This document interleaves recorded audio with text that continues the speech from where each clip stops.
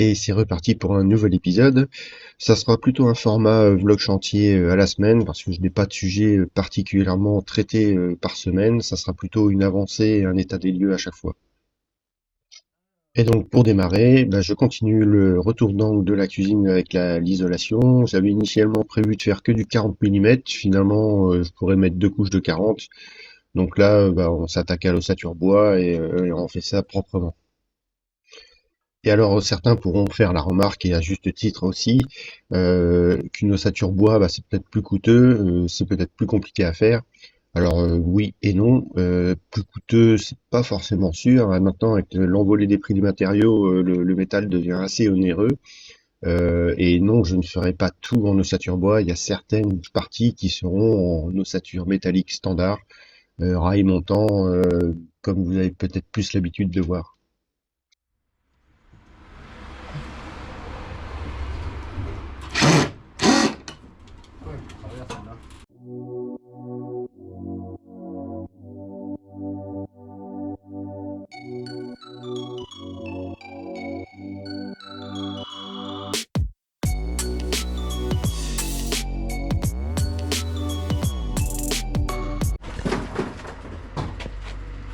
Bon alors ce matin on a plutôt bien avancé, on a fait toute la sature de cette partie là, on a mis l'isolant ici, on a mis l'isolant ici, on a commencé à passer des câbles pour le Loxone, voilà, donc ça c'est le câble spécial, on en rediscutera évidemment. Maintenant la question c'était de savoir par où vais-je passer toutes les legs de l'étage, parce que j'avais pas spécialement trop réfléchi à ce point. J'avoue que c'était un peu voilà, au fil de l'eau. J'ai pas eu le temps de faire tous mes plans et ça c'est bien dommage. Donc là j'ai tranché, la partie de l'étage va passer par le coin là-haut, là où je suis déjà passé en fait. Je vais passer plusieurs choses. Je vais passer deux circuits prises, puisqu'il y a deux chambres, donc je vais passer deux circuits prises. Je vais passer un circuit Loxone, le tri, le câble tri, puisque je peux chaîner, donc là j'ai pas besoin d'en passer autant 4 pièces. Il y aura 3 détecteurs à mettre en haut, peut-être un quatrième pour l'escalier, c'est encore à voir.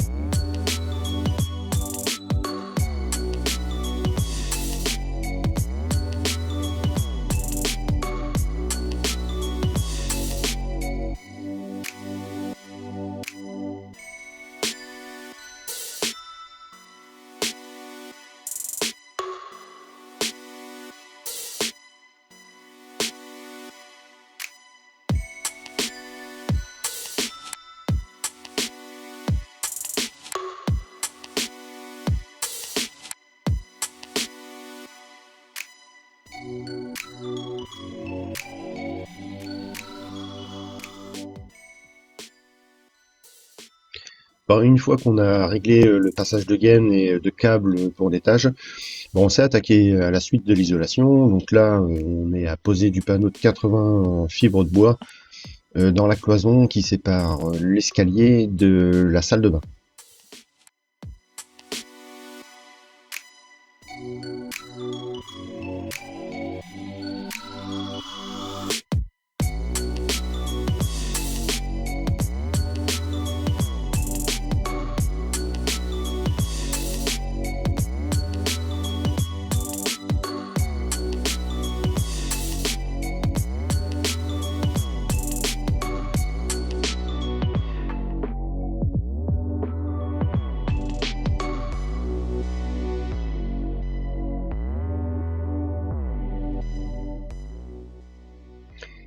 Et alors j'ai bien un anthrax de 60 centimètres entre mes montants, ce qui me donne un espace entre montants d'à peu près 56,5, presque 57.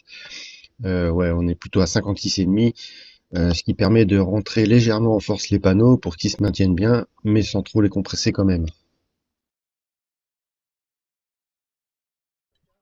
L'intérêt d'avoir fait une cloison aussi épaisse entre la salle de bain et la partie escalier, c'est qu'en fait, il n'y aura pas de son qui sera transmis depuis la salle de bain dans la zone escalier qui sera totalement ouverte sur le reste de la maison.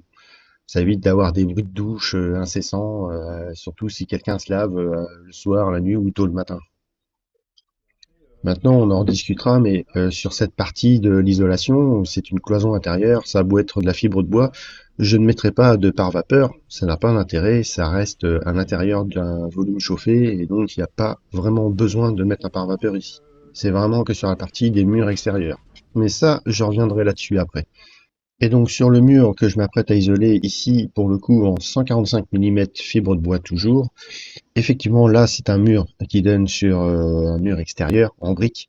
Bon, de l'autre côté, il y a un garage, mais c'est pas un volume chauffé. Donc là, effectivement, je mettrai un pare-vapeur.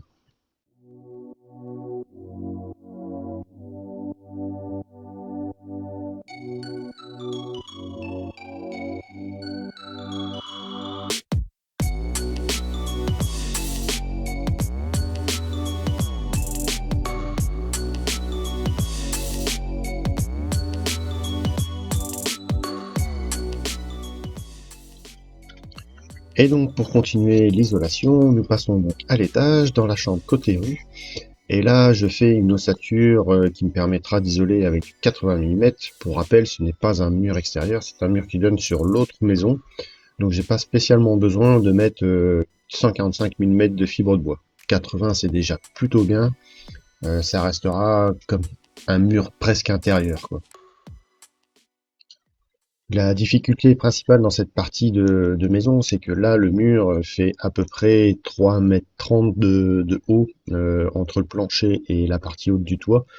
Donc là, ça fait des montants assez impressionnants et du coup, vous le verrez dans cette partie de timelapse, je rajoute des cales intermédiaires pour bien renforcer le maintien des montants et pas qu'il y ait de fléchissement au centre du mur. Après, normalement, avec des montants en 95 mm par 45, ça ne devrait pas bouger comme ça.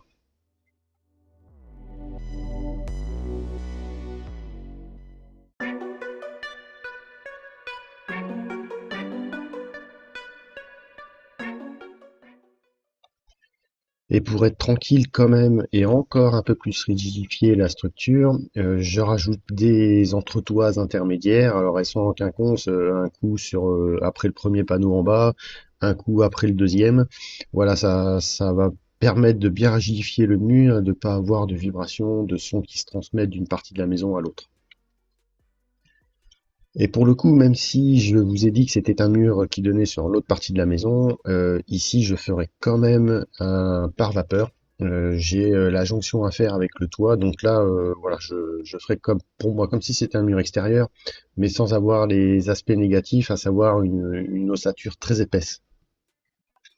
Et donc, qui dit pose de pare-vapeur sur cette partie-là, vous le verrez après, mais après le pare-vapeur, il y aura pose de litho pour avoir une espèce de petit vide technique entre le placo et l'isolation, ce qui me permettra encore une fois de passer du réseau, du câble électrique, il va y avoir le câble domotique, il y aura du réseau informatique, et puis surtout aussi il y aura un petit peu d'eau, parce que là j'arrive un peu sur la zone où il y a le WC, la chambre, voilà, donc j'ai besoin de passer pas mal de réseau.